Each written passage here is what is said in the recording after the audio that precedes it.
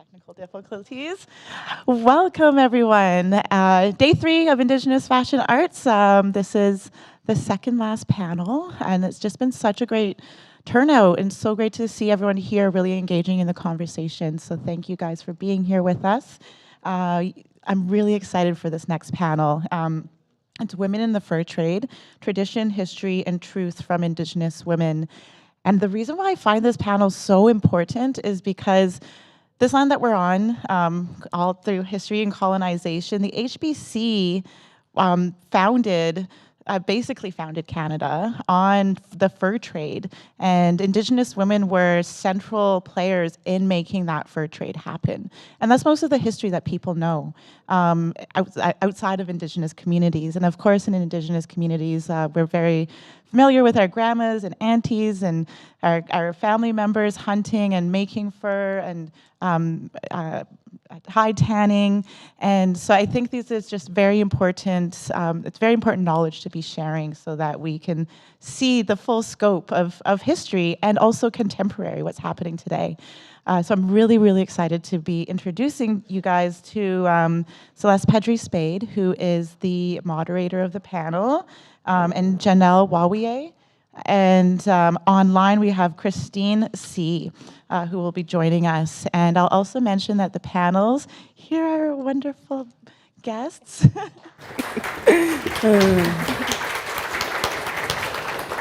Our panels are supported, co-presented by TMU, which is the Toronto Metropolitan University, the School of Fashion, and SHIRK. So thank you to our supporters who make this all possible. Thank you, guys. Enjoy. Thanks. Miigwech Sage. So are we gonna see? Christine. I'm waiting to see Christine. There she is. Ani, Christine. Ani.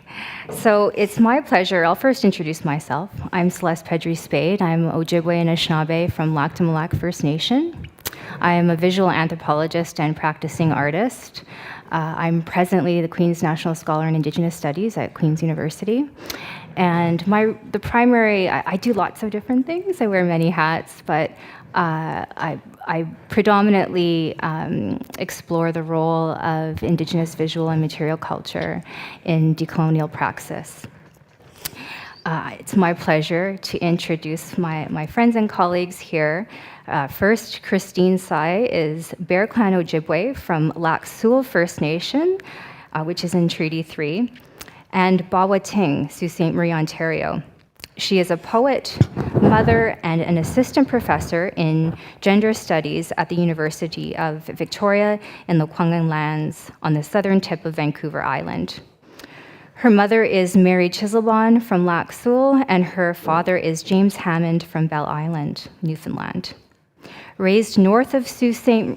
Marie in Island Lake, Christine's poetry conveys themes of Anishinaabe prerogatives on life and womanhood.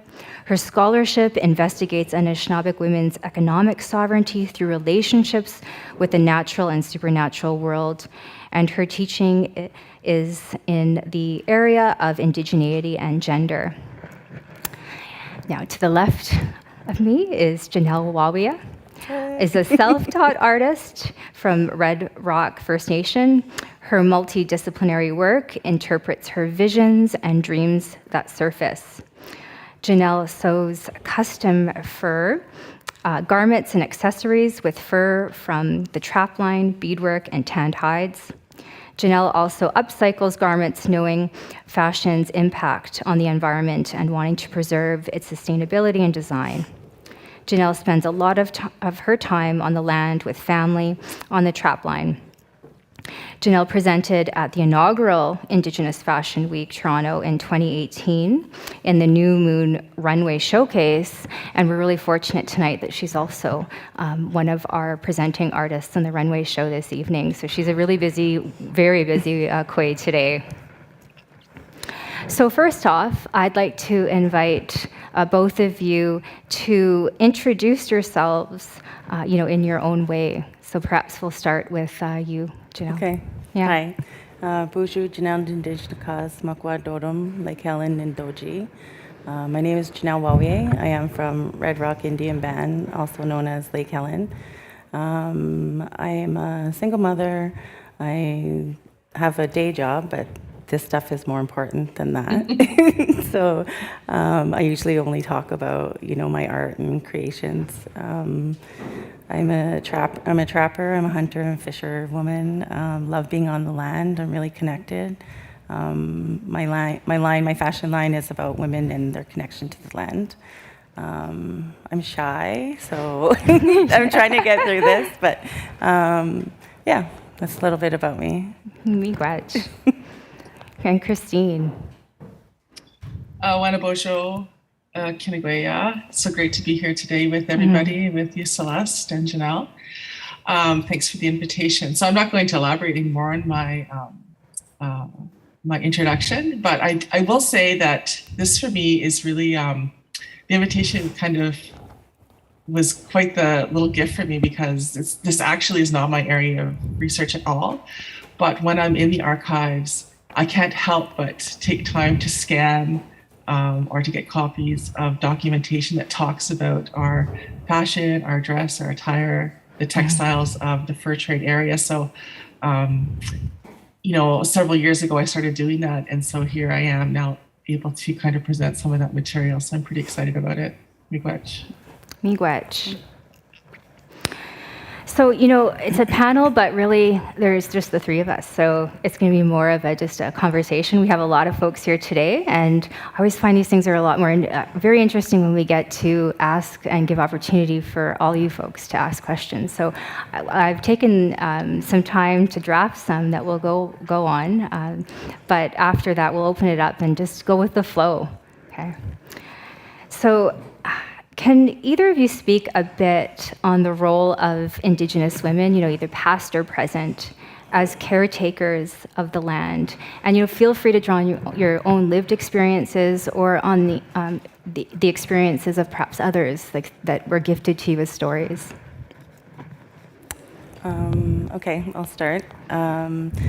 In regards to women, I feel that in the past, they were quite revered within our tribes, and women were the backbone of living, sustaining living, and through medicine teachings, high tannings, fur, fishing, cooking, sewing. All these roles were entrusted in women, and when colonization was happening, there were different relationships that were taken from us, and so being on both, taking our culture and traditions somewhere else, then keeping it present with us. Was something that was a major effect on how women were portrayed after all of this, because the men were out hunting, doing their things, but they needed clothes to wear. They needed to be warm. They needed to being able to be comfortable out there. So women were always helping their men, always, being revered. And yeah, that's how I see from the past. How about you, Christine? Yeah, so I think the idea of women as caretakers of the land, or Indigenous peoples as caretakers of the land, was going to shift depending on the context we're in. I certainly think in a contemporary world right now, dealing with climate change and really gross levels of exploitation and extraction, caretaking is going to mean something very different than the era of women in the fur trade, or even prior to then. And so I'm just going back to some of the sources that I was thinking about or working with for today. I think one of the things that really stands out for me is that historically, I think women taking care of the land was really about taking care of themselves and really honoring those modes of power, or that we kind of nurtured in our communities and our families and our epistemologies. So I think we still practice that today. That's something that endures amongst many of us. We may don markers of those forms of power that make us, that maintain our connections with the land, with the supernatural world. For instance, wearing certain kinds of materials or symbols of our clans, particular kinds of earrings, certain kinds of designs that invoke this idea of power and responsibility with the spiritual world or the supernatural world. So that's just kind of like my scholarly aspect. In my own lived experience, my maternal line, I don't want to speak too much about my family history. I think that's for my family to talk about, but I'll speak about my mom. I think, as so many of us have experienced, my mom, Moni, endured so many different forms of colonization. I don't really know how she would have taken care of the land other than to take care of herself as best she could, to endure, to have her babies. So I don't really know what her thoughts were about that. And as I'm getting to know my family, I will find out more stories about their thoughts about these kinds of things. But in my world, growing up in Sault Ste. Marie, in the urban Indigenous community, surely I certainly came across people and learned from elders and Anishinaabe around Anishinaabe women's relationships with the water. And that was, the late 90s, early, or the mid 90s that I started to learn about our relationships with the water with Nebe. Miigwech. I want to kind of like expand on what Christine had said about our relationship with the land, because that can come to you at any time. It's a gift to be connected to the land, and many people will be connected in different ways and at different ages in their lives. So if you've felt a pull to the land at 13 or 25 or 40 or whatever age, I think you have a responsibility to look into that and to see where that comes from, because it comes from our ancestors and our people that want to continue on our livelihood and our culture. Right? And that can look like a lot of different things, right? Depending on like the kinds of the access that you have, like where you're at in your life, depending on your age, right? And depending on like where you're at with your life, you have, so I think it's really important. Access is quite important. I think, like after the resurgence of how it's happening with moose hide tanning, fish skin tanning, trapping, working with fur, I think there's a lot of difficulty that could come up upon people because they don't have access to it, or living in urban areas that might limit their but lots of people, like we had said in a prior conversation, lots of people travel to be involved in this kind of work and connection to the land, so it's really good to see that. I was just thinking about, even my own research. I look at the role of old family and Anishinaabe photographs, and specifically photographs of women on the land from, the 1950s and 60s. And I can think of how many women, Anishinaabe women in, the area around, in northwestern Ontario, around my home territory, Lac du Lac, Chappaqua, Shabandawan. They've always, these women that were dressed to the nines, but like out on their trap lines, and like they always had this idea, like being on the land in fashion, so fashionably, together. Like they've always done that, and it's and through these stories, I think of the matriarchs, and I know there was a story of kind of a matriarch in my community named Agnes Ratbaugh, and it was shared to me by an elder. That is still around. We're really lucky to have her share her stories. Bunny Tedesco, who said, Celeste, when I was 16 years old, Agnes, she just picked me up one day, and we had our canoe, and we got dropped off by the the tracks in up in northwestern Ontario in Savan Lake, and we jumped on that train in the canoe. We went all the way up to, we went to Dryden. We got off the train, and she said we went and we portaged miles up there. And if we were in a small canoe, but I remember one time she said that we saw a small moose, and she said Agnes is, she was already like 60 years old, but she had her shotgun and she took down that moose, and we had to cut it up and because they were going to visit one of Agnes's children, right?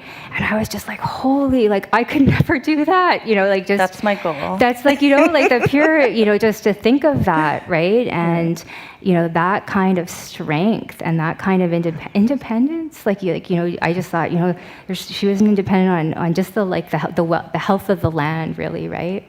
So it's just extraordinary. Yeah, and that, like for me, the connection to the land is everything I can feel, everything I can smell, everything I can touch, everything I can see, hear, animals, the wind talking to you. So I think like that's super important for connection to the land too.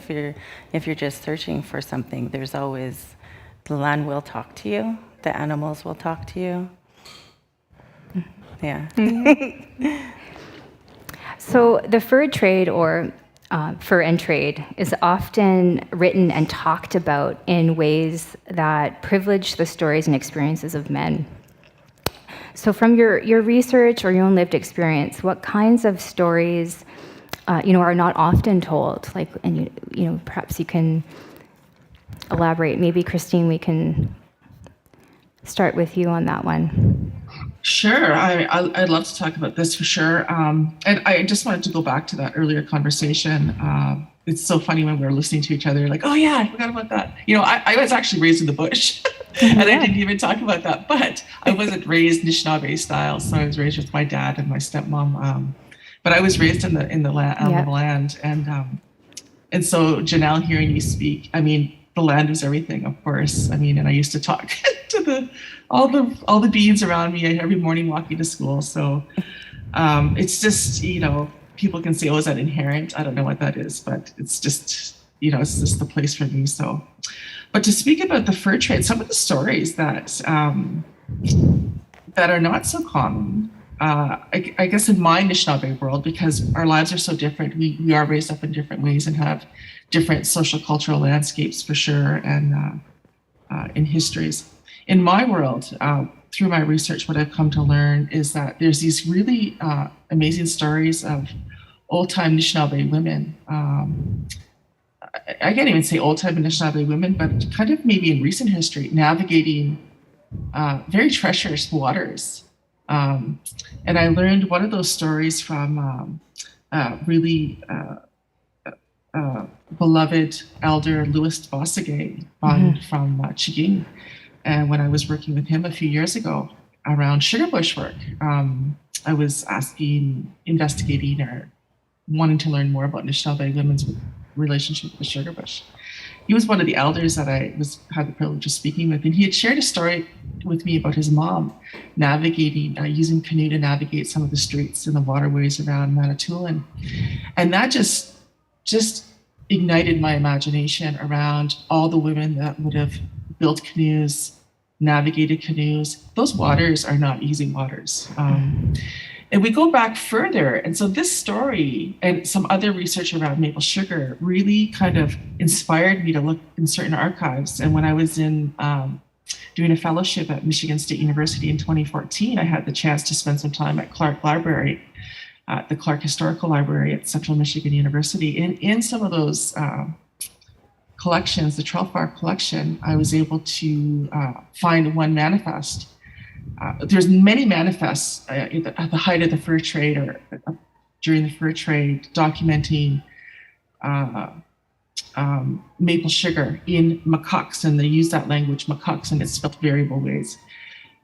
But one of the things is in this area, the Michigan Mackinac Island area, in the archipelago of that place, there's a lot of Odawa Ojibwe women that are kind of holding down the fur trade. And as cultural historian scholar Carol Williams says, walking on both sides of that colonial line, maintaining our Anishinaabe ways, but also navigating that new world.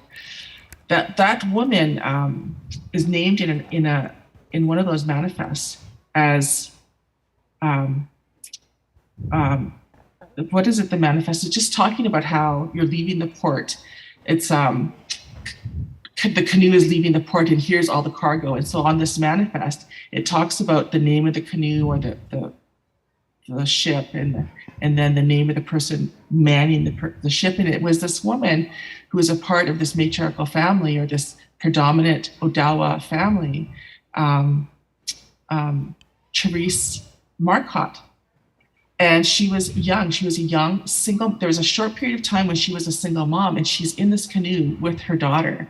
And so when you look at this map, navigating Mackinac Island across the coast of Lake Michigan to the lower peninsula of Michigan, it's kind of astounding to me that it's astounding and not astounding, but I don't think we really realize just how, skilled we were at navigating those natural worlds. The waterways are incredible. So I think about that. That's just one story, not beyond harvesting the sugar bush, making the macaques, but being involved in the trade during the water along the waterways is pretty astounding to me. Walking the colonial line. I like that. I like that idea of thinking about it.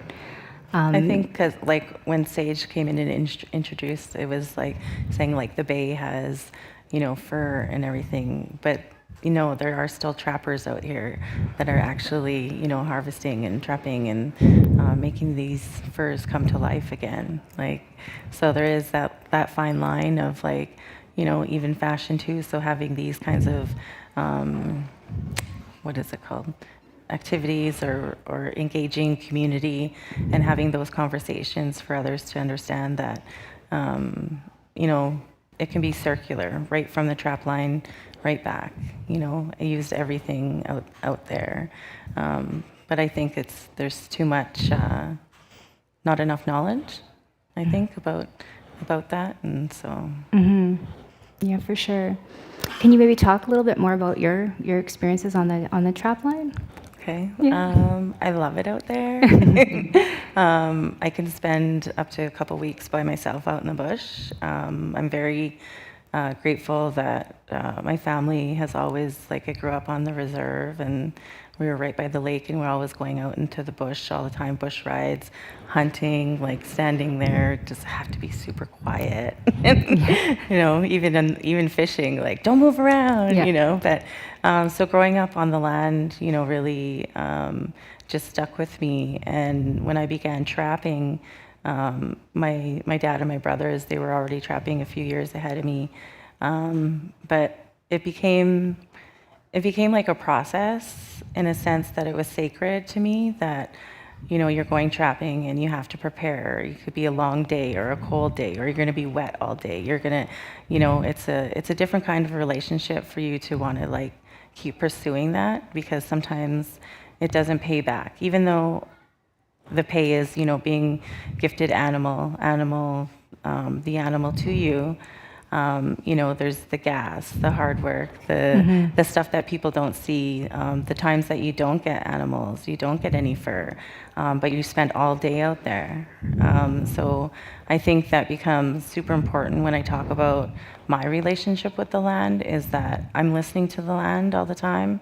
I'm, being guided, and like Christine had mentioned, supernatural or spiritual guidance out there. So I love trapping. I love going with my brother. It's quite, it's a day. It's a good day out there, but I also like learning, when I learned how to skin animals. I first skinned a squirrel, and that's where I learned how, and went from there to beavers, to wolf, to fox, and I like to everything that I create is from the land or from out in the bush where I'm from. And if I can't get it, it's outsourced to somebody that is, ethically responsible as well. So yeah, that's part of my trapping. We have 3 trap lines. So there's 5 of us that maintain these lines. Even from cutting the lines to having like just a ham sandwich with mustard and it tastes the best. Yeah. Like all these little things out in the bush matter to me. And when I'm out there, nothing else matters. I'm just surrounded by that and taken to another land, basically. Like, I really like what you just said about how, like, when you're in the bush, everything means a lot. Like, every little thing that you have, you really appreciate. The land teaches you to appreciate those things that you have because you have to be prepared, or if you don't have this, right?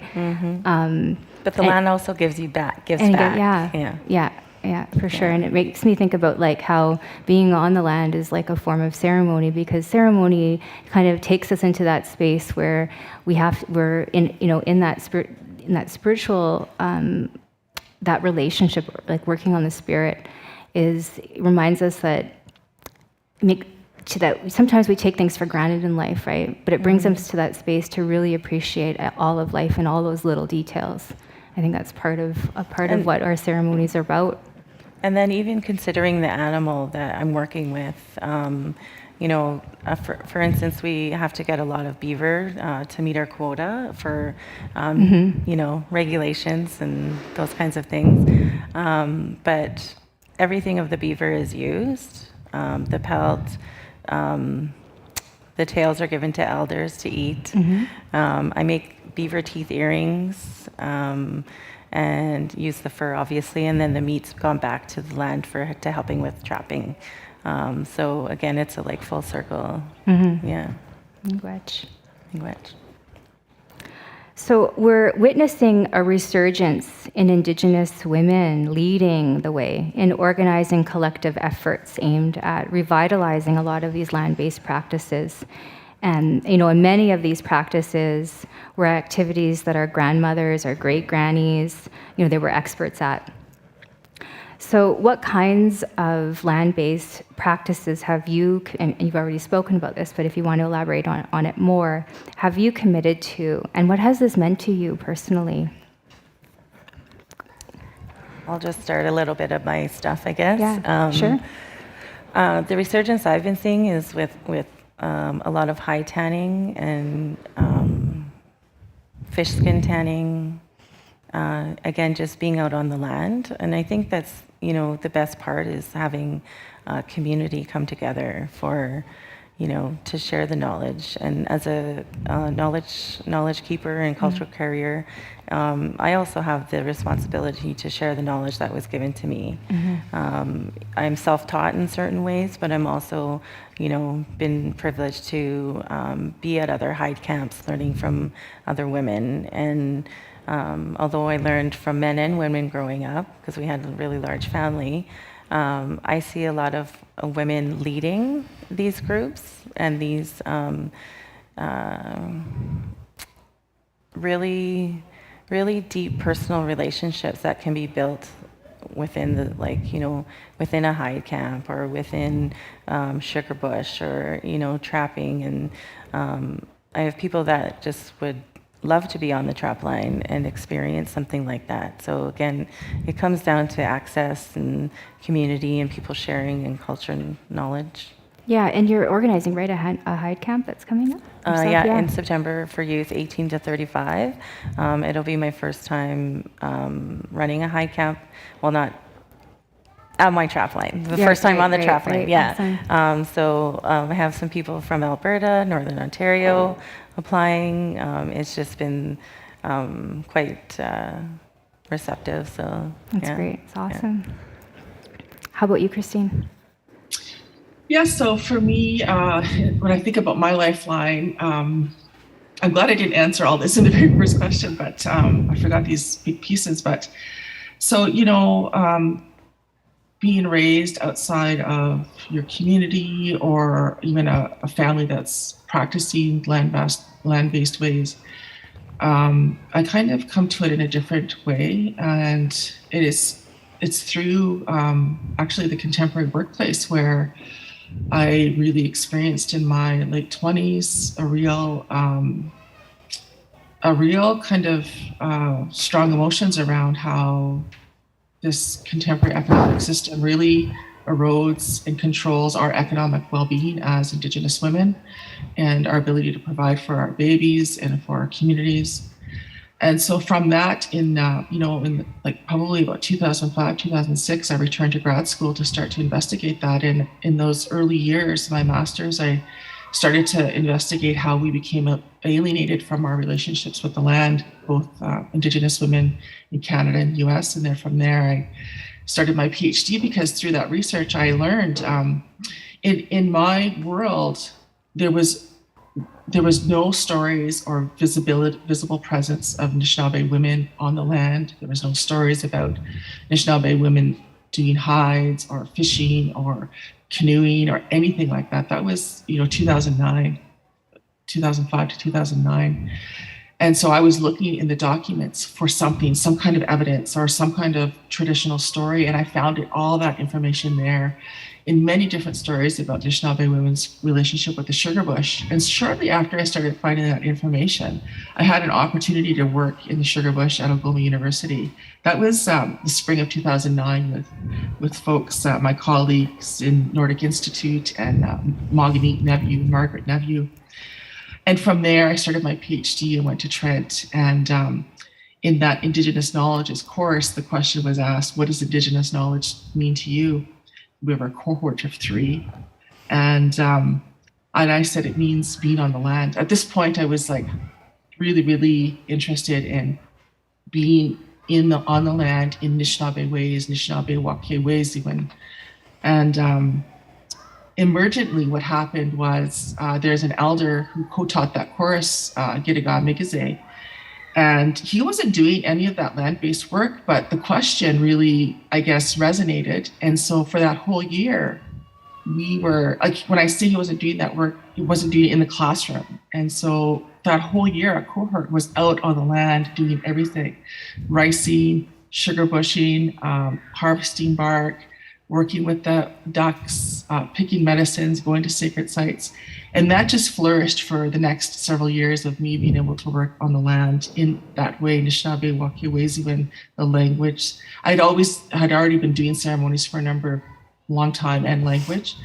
But being on the land, trying to figure out how do we subsist, how do we build our materials, in that way, I was able to do that for a very short period of time. And I knew it was very likely a precarious situation for me because of my own lifeline, the way that my circumstances through my mom have evolved. So every opportunity I had, I took. And that was not easy work. When there's very few other Indigenous women on the land in the world you're living in, doing that work, it's very difficult. I came across a lot of sexist attitudes, a lot of resistance from a lot of other people. But there were a lot of people who also wanted to participate. And so there was a number of us who were doing that work, and regardless of gender. So for me, there's this idea of gender that really complicates contemporary land-based work. There's these unseen forces that impinge us as Indigenous people that shape how we're doing that work with each other. But it's the spirit that moves us to keep doing it, as my teacher and mentor and friend says, just do it. You just got to keep going out there and doing it. And this is what I love to see today around so many Indigenous women, two-spirit, queer, non-binary folks doing that work. I would like to see just for that to continue to flourish and perpetuate itself. And that's kind of the work that I do through writing. Over here in Lekwungen territories, this is the first time I've lived outside of my territory. That really puts a different shift on things when you want to do your land-based work in your territories, when you can't be in your territories for economic purposes. I've been here for 5 years, so I'm trying to think about what my relationship with my lands are back home, but also here, and what are my responsibilities here in other people's territory. And I'm learning lots about this idea that not all Indigenous nations are attuned to this idea of seasons, or that, you know, the ocean and the tidal waves have a lot more to do with things than they might back home. So it's been quite an interesting experience living in other people's territory. Wonderful experience. And so now the task for me is to figure out, how do I get home? At least if I could get home during sugarbush season to do that work and keep that going, I will be happy. Yeah, I hear you. I mean, it's part of, I think, being an academic. I live away with my children, my family. I have 4 kids, and my partner and I live in Southern Ontario. And as soon as I'm done teaching, we hightail it back up north, and we have a place in Lac du Mille. And I think, having my kids there, and my kids ask all the time, when are we going back? When are we going back? And I've always felt that, thinking forward, the importance of, the greatest gift that I can give my 4 children is that they can go out there, and they'll as long as the water's there, as long as the land is healthy, the water is okay, right? That they'll be able to be happy and healthy and well. They don't need anything else. If they can have and build those skills, and I think that they'll also have that strong conviction because they're not dependent on all of the material things that are built around them, right? That can really creep in and affect their judgments, and their ethics, right? And their morals, that you can get distracted from. I think that your boys, like how you said that they're asking to go back, they're already beginning their relationship with the land, right? Yeah, and the water, right? Because we're in an area that's predominantly water. And I was just going back to what you were saying, Christine, about these navigating these water systems and how you have to be so skilled in that kind of level of knowledge. I definitely have learned that especially over the last 10 years about how, you have to be so careful, and, there's a shoal over here, and you listen to the people that have been on the lake, the elders, who are like, watch out, you have to take this route, you can't go that way with your boat, you have to go around. That's a lot of, if people know of Lake Nipigon. That's growing up, we would always head out to our cabin on Lake Nipigon, the same thing. And it's, again, navigating those waterways and building new memories and relationships, right? It's all about that too, because they're sharing their knowledge from how many years ago, right? So it just continues. The line keeps continuing with sharing knowledge, and don't be afraid to share knowledge. Sometimes people could be like, oh, I don't want to tell them where I got this hide tool from, or I don't want to, just little things like that. Just don't be afraid to share knowledge, because it's important that, people who have a desire with them inside them to learn about the land, or connect to the land, or connect to a story that their grandma told them, or, those important, deep-rooted Anishinaabe or Indigenous love that there is for animals, for the land, and for our people. I think it's super important that, remember that too. Yeah, it is. It's remarkable. I've always thought too, how all these stories connect, the waterways, and learning about how, it is very dangerous, right? And you have to learn those things, but how at one point, and I know in our history, where we are in our family and community, it was these sort of treacherous, dangerous waters that also protected some families from really, very, very direct forms of colonial violence. There's stories that are told where people were able to evade the residential school system, for example, because they knew where to go, where there's all these islands, right? And that, they were hard to find, because the people, that were at the time, taking children couldn't get there, right?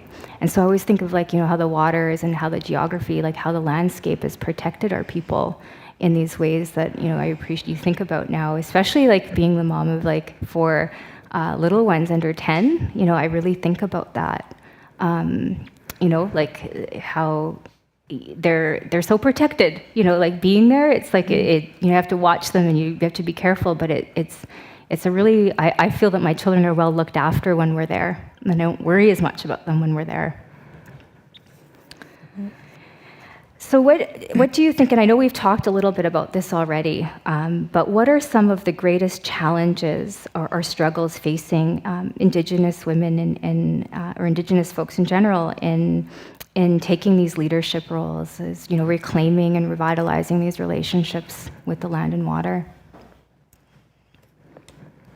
I think there can be some pressure, but a good pressure. Like, I don't feel any negative effects. And just can you repeat the question? Yeah, and I think we talked about access, right? We talk about walking the colonial line. We talk about the economic reasons why people have to be in certain places, but there's, I think, so maybe elaborate. Going back to access, for me to go to my trap line, it's an hour and a half from my reserve. And then I used to live an hour from there, so then it was a couple hours. So whenever you went, you never wanted to leave. You never wanted to leave on the day that you had to come back. But I think access to even those young girls who want to start a high camp, who do they know? Who do they reach out to? And where are the stories that they learned from their family, and how can they expand on that, right? Or if they've never had anybody to show them the way, but they, because their family is involved in other stuff, but they have a connection to the land. I think there's a responsibility to those individuals also to leave it open. So I think part of my high camp that I'm having in September is, open to anybody. And I was surprised people from outside of Ontario wanted to come. So it kind of makes sense that there is, access to certain lakes, fishing, even having the materials and supplies you need. Like, you don't have rubber boots, or you're going to get soakers, or you're going to have certain items you're not going to have with you. So I think that's access and economical restrictions that would, and lack of support would be one. Like, some people could be negative and say like, oh, you want to be that kind of Indigenous person now, or so I think there's there needs to be a lot more support for people who want to transition either into leading the camps, or just even guiding women and being support for other women. Yeah. Good. How about you, Christine? Yeah, this is a really interesting question, and I really appreciate the question, and I love that we're tackling this side of the conversation a little bit more. It's becoming a little bit more comfortable to do so. It's not comfortable, but we're in a place where we can. I think there's, of course, always dealing with the settler colonial world.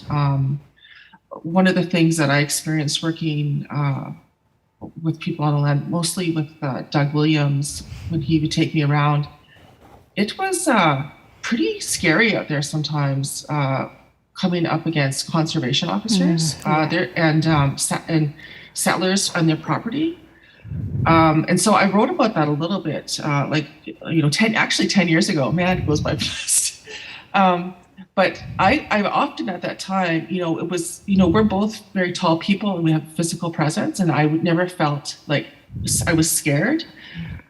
I felt like I could protect myself, or even Doug, if I as an elder, if he's not watching this.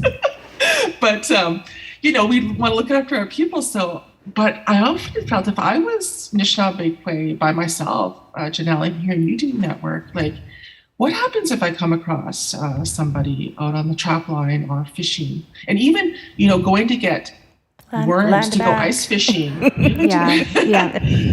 even to go get like worms at the store, where it's a male dominant world. They're not expecting to see a visibly looking Anishinaabe woman come in there's a lot of sexism and misogyny.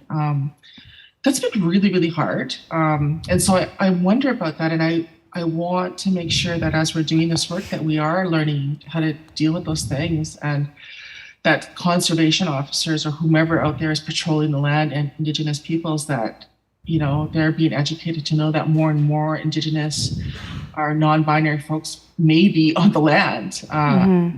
With resurgence. So that's kind of the settler part of it, but then looking more at our home fires, which is a much more sensitive and complicated conversation, but it is the internalized sexism within our communities as well, these ideas about who you should and should not be working on the land with. In my time, I had to deal with a lot of whispers about the work I was doing on the land with men.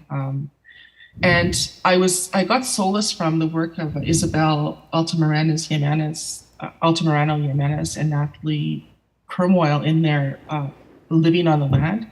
They talk about how Indigenous women who kind of follow their path can often be punished socially through social stigma. And that is quite common in our communities, where you see women step out and do her own thing or trying to build something. It's important for us to find our people who will support us, because those people do exist, and they exist in some of those sugar bush stories, some of those traditional stories as well. It's not, for me, I was very naive. I think we can teach our people to be careful, to build your circles, build your home fires, look for your people who are going to support you. But also, like, give over that material support, that economic support.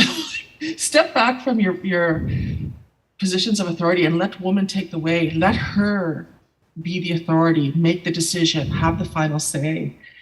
Be a helper to her in that land-based work. We're dealing in Anishinaabe country with 400 years of cis heteropatriarchal attitudes of the Indian, and also through the Indian Act, where we're not supposed to be on the land, we're supposed to be in the house taking care of our kids and trying to get a meal together. We do all that, but we do it on the land, right? So yeah, I can go on and on about this. I know. I'm a little fired up. Yeah. We talked about, sorry. No, you go ahead. Christine, you talked about, the sexism part, but I also see, a lack of support for men within high tanning, within, other creations and stuff like that. So if there is room, like at the high camps that I've been, there have been young boys, interested in things like that. And, and we can still lead in good way, and be positive role models in that way. So I still feel that there's some space, but I understand that there's those other avenues that, that you can't go around. Yeah, and in that way, maybe the land is a good place to work through all of those these kinds of issues, right? But they're really personal within families and communities. I'm really glad that Christine, you brought up the issue of gender and the issue also the conservation officers, because it's really important to remember that a lot of Kways that are doing this work, taking leadership roles, are also the survivors of gender-based violence at the same time. And, they're working through that process, and that they're on doing that work.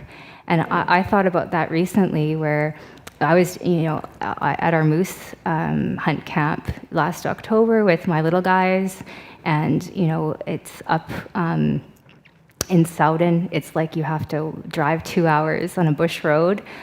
We hunt with my husband's family, and everybody had been gone from the camp, and I was just with our little ones, and I'll take them just up and down the old rail bed for partridges, and let them. That's how they're practicing, like the hunting.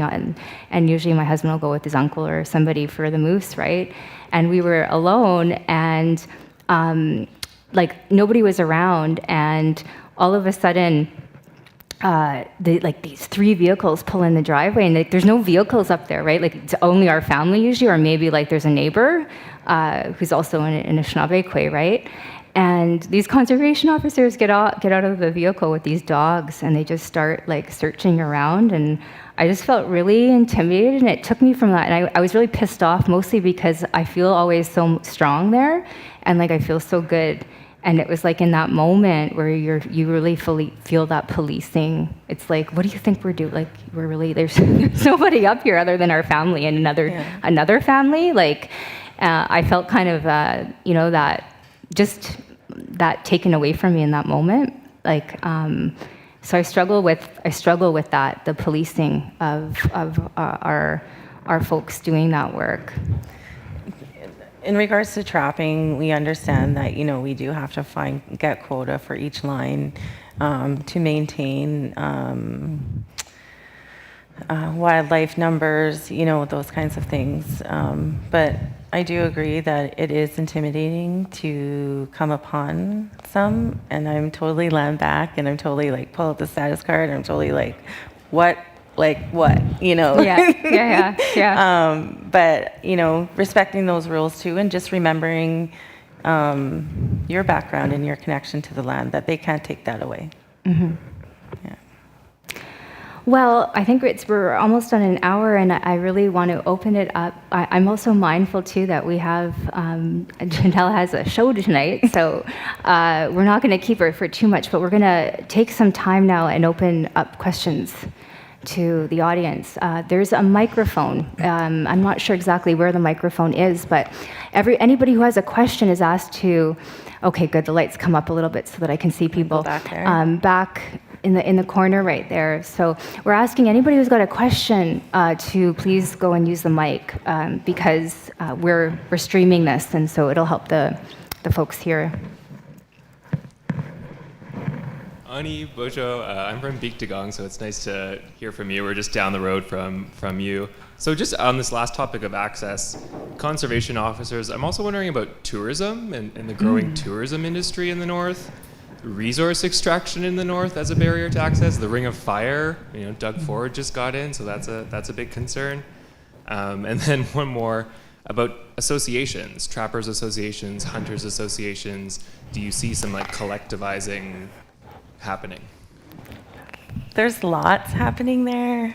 Which part?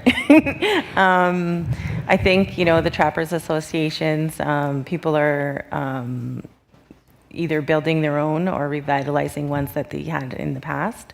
There are a lot of restrictions that the Ministry of Natural Resources and other bureaucracy are trying to change how, for an example, if you have a line that's in your family, it's going to go to your successor that's in your line. But when they say that person passed away or they're giving up their line, it could go to anybody, not just, it's supposed to go to Indigenous people first. And that's just how the agreement and the collaboration went in the past. And I think mining extraction is moving a lot of animals also, so there are concerns about that, and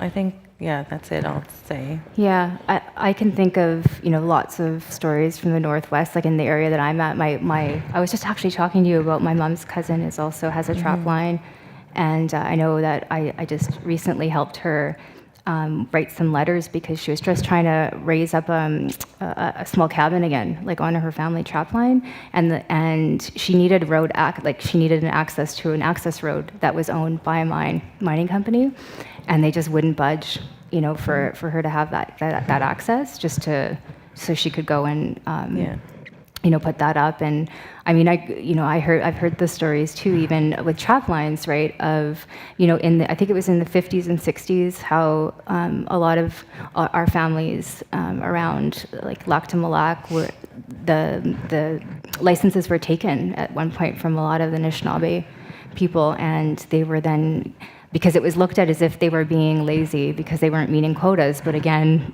the quotas they believed were not sustainable. They were going to harm the population. So, but again, because they were looked at as lazy and not doing the work, they were then handed to settler trappers. That's still happening to this day. And I know that that it's.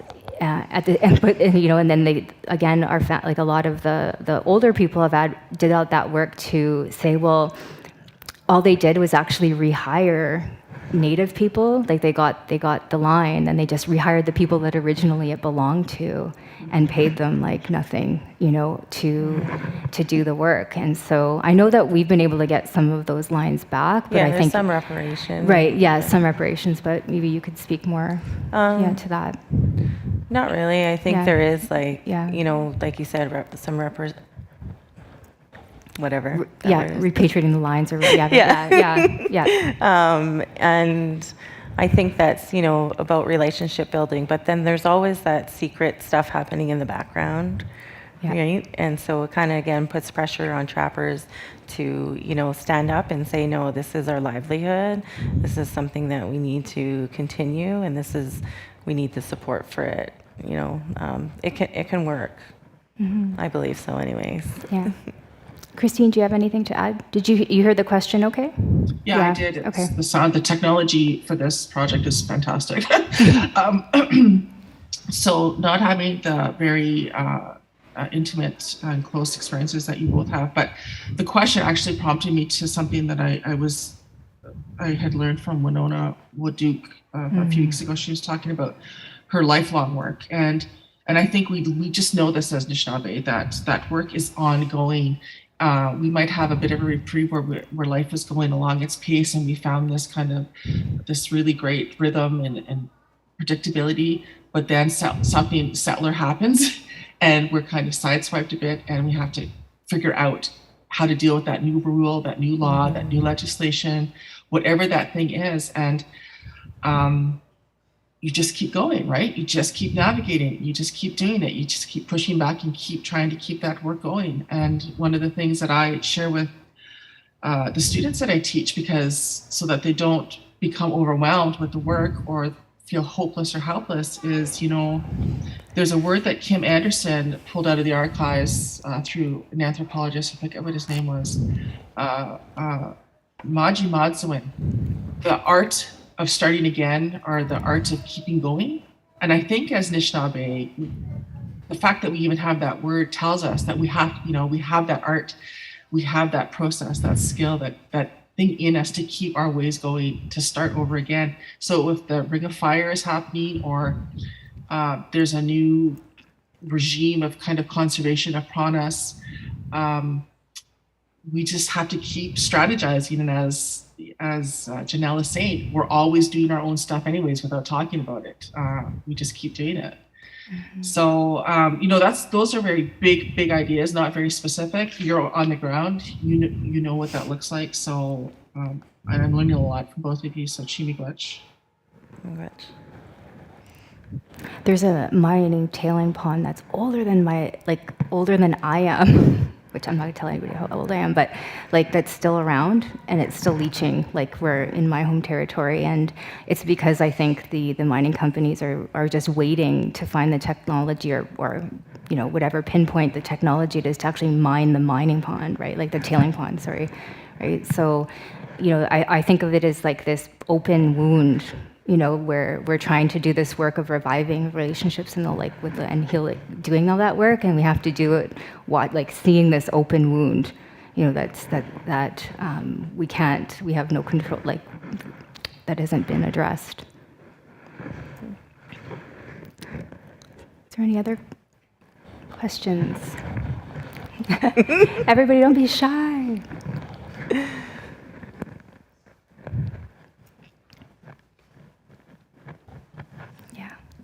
Hi, sorry. Hi.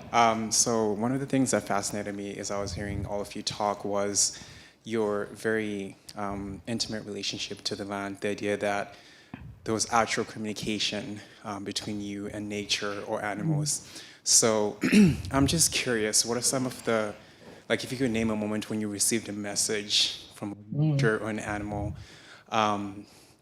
I can see you nodding. Means you have something ready. Let's hear it. Some messages that you've received from whether it's nature or an animal, and how it impacted you and your healing process.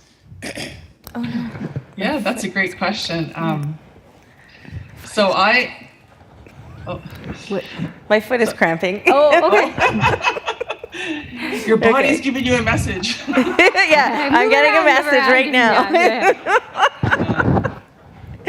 I think I might have wrote about this somewhere, but I don't know. So one of my greatest fears in life was always to be a single mom for some reason. I never had any anticipation to be married or have kids. I always just was like, if that's what the creation wants for me, then I'll recognize it and I'll step into that. And that's what creation wanted for me. So met a guy, fell in love, got married, had a beautiful baby, my girl Asia, who's right back here in this photograph. And but that relationship didn't work out. We tried really hard, but it didn't work out. But I had so much fear of being a single mom. And I always knew that if I was going to have children, I wanted to be able to provide for my child 100% on my own, if need be, that I wouldn't be dependent on someone else to provide for us financially. So I had that kind of opportunity to have that, but I had this fear of being a single mom. And so when that relationship kind of, we're going through some rocky times, and I had to, we have this practice in Anishinaabe ways. When we have our baby, we put the baby's placenta back to the earth. And in my situation, I was living in the city, and those first 2 years with her was pretty bumpy. I wasn't able to do that ceremony right away, but the placenta, we moved it from freezer to freezer as we were moving along, and eventually I was able to go home, get back out to Island Lake. And I remember standing in the driveway, my dad's driveway, where I grew up, and looking up on the hill. And I saw this, it was fall. And so a lot of deciduous forest, mixed forest, and deciduous, so maple trees. And it was bright fall. And Anishinaabe country is beautiful for the fall season, as we know. That tree was right up there, and it was the most brilliant crimson red. And I looked up the top of that hill, and I thought, that's where I'm going to go and bury her placenta. And so she stayed down at the house with my dad. She's just 2 years old, and I hiked up there. It wasn't that arduous, but it was good enough. Get up there to have my smudge, and a lot of women had taught me over the years about ceremony, and I'd been at different ceremonies, and those women, I learned a lot from them. So I was able to just have a little smudge and have my tobacco and had my intention, and I had my teachings, and I put my fear out there. I said, and I returned her placenta to the earth, but I had that smudge. And I said to creation that I'm really afraid to be alone with her, to be a single mom. And didn't the message come back right away? Like, no word of a lie. It was like gender neutral voice. I don't know what it was, but it was, the land will take care of you. Like, that was so powerful for me. And I just didn't question it. I didn't think that I was going crazy or anything, because, those teachers tell us when you put your tobacco out in your petition, you have to be ready for the answer. You have to take that seriously and be responsible with it. And so when I made my petition and made my offering, when that message came back, I was like, that's it. I don't have to worry about this being a single mom. The land is going to take care of us. I had no idea what that meant. I still think about that. But I think it really is just a message to, as Anishinaabe moms, as Anishinaabe people, to not be afraid to just live your life, to live true to your path, to your heart, to what you need to do. So that was my story. And there's stories in Sugar Bush stories that talk about this, the natural world speaking back to us as well. That's a great question. Thank you. For me, my connection to the land is all about my senses and about my visions and dreams. So I can't give you a specific example on, like Christine did, but let's say, working with the animal, like the moose will tell you when it's ready you're tanning, the moose will tell you when it's ready. The water speaks to you, whether it's so simple, but, if the water's clear, if what the weather's going to do and how the water's going to change, you have to remember all those things. So you forget the colonial upbringing, you forget those binds and those holds, and you let the land kind of embrace you every time that you're out there, and you have to listen. You have to You're not going to be like, okay, give me a sign, and then the wind blows, and then you're like, okay. No, it's in all, yeah. It's kind of a bit deeper. It's in my blood. It's in my soul. So I really don't know how to explain it, other than saying, come out to the bush, I think you're really articulating so well, like that you're really reminded of how much like everything is alive. Like, when you see those changes, and it's speaking to you through the changes that you were witnessing. I think, and I really, that resonates with me, because I think I spend a lot of time fishing. I love fishing. I lose a sense of time when I'm on the water at Lac du Mille. And for me, actually, with that relationship with Wisons, with the fish, I mean, I grew up, I think it's really helped me with understandings of my own sexuality. Like, I was raised in going to Catholic school and, colonial education, and I think that really shaped, and other things that happened in my life shaped my own relationship with myself as I identify as a woman, and sex, like that it was always like, it's bad, and you wait till you're married, like all that kind of stuff.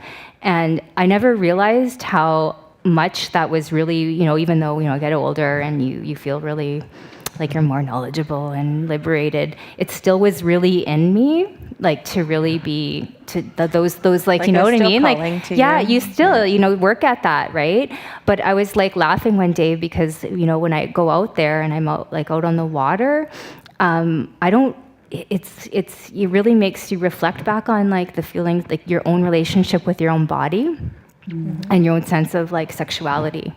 And I was laughing with my partner, and he said to me, he goes, Celeste, because like, everything out here is having sex.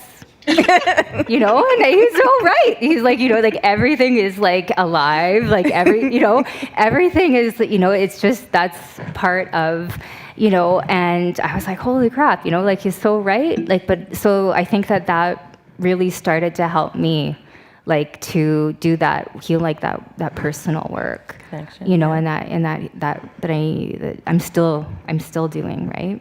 I'm still doing too, every time that I go out, or every time that I prepare, to even go mentally, I think that's something pretty special too. So, I'm glad. It's a great question.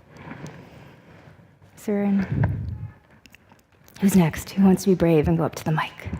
Nobody.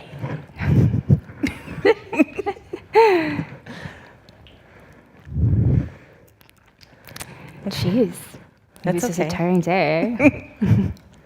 Well, is there anything else, like I should say, you guys want to add, that we've been talking a lot about so many different topics. It's taken us in like wonderful directions. We're also a very small panel. So I don't know if we're a panel, we're more like, I think if you have, for me, I'm just going to speak on what I'm feeling right now. Being on this panel is something that is probably a gift to me, although I was like quite nervous. I was always being like, I need to work on my throat chakra because I feel my voice was taken away too when I was younger. And so just being able to stand in my own and continue moving forward, like Christine says, it's a gift for me. So I'm just grateful to be here, even though I'm super nervous. Well, and you also have a big show tonight, everybody. So and so I was going to thank you for bringing that back up. I was going to say, if you are going to the show, you'll see the connection to the land through my show with the fur or beaver teeth earrings, beadwork, stuff like that. So I hope to see you there. Any final thoughts, Christine? Yeah, I had first of all, this has been such a wonderful panel. Thank you so much. And the questions were really fantastic. Both yours, Celeste, and the audience members. I just want to just share, like this. I don't want to speak too much about my daughter, but this is just a little gift for me. I was really worried when we left home to come out to Lacombe Territory. I was really happy and excited to be working at UVic, doing my dream job. But I never anticipated doing it outside of my home, right? And bringing Asia here, it was really, really hard. And I just had I have a lot of grief around that, not being able to raise her up there, not being able to be there.